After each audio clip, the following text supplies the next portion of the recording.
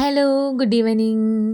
അപ്പോൾ ഇന്നത്തെ ഏറ്റവും വലിയൊരു സന്തോഷമാണ് കേട്ടോ നിങ്ങളുമായിട്ട് പങ്കുവയ്ക്കുന്നത്. അത് വേറൊന്നുമല്ല, നമ്മുടെ മടത്തറ മേള തന്നെയാണ്. അപ്പോൾ എനിക്ക് ഏറ്റവും സന്തോഷം തരുന്ന ഒന്നാണ് കേട്ടോ ഇത്.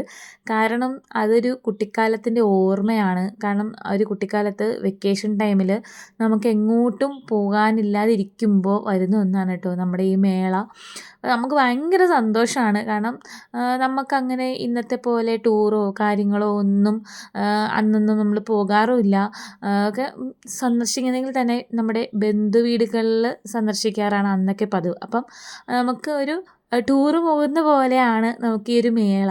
ഭയങ്കര സന്തോഷമാണ്. കാരണം ഇവിടെ ഇങ്ങനെ മേളയിൽ വരിക, ഇങ്ങനെ സാധനങ്ങളൊക്കെ കണ്ട് നടക്കുക, ഐസ്ക്രീമോ അല്ലെങ്കിൽ വേറെ എന്തെങ്കിലുമൊക്കെ വാങ്ങിച്ച് കഴിക്കുക. ഇതൊക്കെ നമുക്ക് അന്നത്തെ ഏറ്റവും വലിയ സന്തോഷങ്ങളിൽ ഒന്നാണ് കേട്ടോ. ഇപ്പോഴും എനിക്ക് ആ ഒരു ഓർമ്മ എനിക്ക് ഏറ്റവും വലിയൊരു പ്രീഷ്യസ് ആയിട്ട് ഞാൻ കൊണ്ട് നടക്കുന്നതാണ്. എനിക്ക് ഭയങ്കര ഒരു എന്താണ് സന്തോഷമുള്ളൊരു ഓർമ്മയാണ് കേട്ടോ. പറഞ്ഞാൽ എത്ര പേർക്കൊന്നും മനസ്സിലാവുമെന്ന് എനിക്കറിയില്ല. പക്ഷെ എനിക്ക് ഏറ്റവും ഭയങ്കര സന്തോഷമുള്ളൊരു ഓർമ്മയാണ് ആ അന്നത്തെ മേള. അപ്പോൾ ഇന്ന് തുടങ്ങിയിട്ടുണ്ട്. അപ്പോൾ ഞാനിങ്ങനെ ജസ്റ്റ് കയറി, ഞാനും മോളും കൂടെയാണ് കയറിയത്. അപ്പോൾ എന്തൊക്കെയാണ് ഉള്ളതെന്നൊക്കെ ജസ്റ്റ് ഒന്ന് നോക്കാനായിട്ടോ.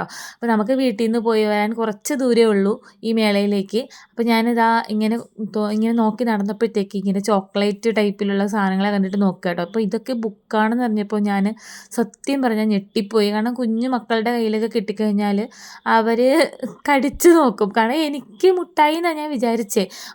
പിന്നെയാണ് അറിയുന്നത് അത് ആ ചോക്ലേറ്റ്സ് അല്ല, അത് ബുക്ക്, അതുപോലെ എറൈസർ ആ ടൈപ്പിലുള്ളതൊക്കെ ആണെന്ന് അറിഞ്ഞത് കേട്ടോ.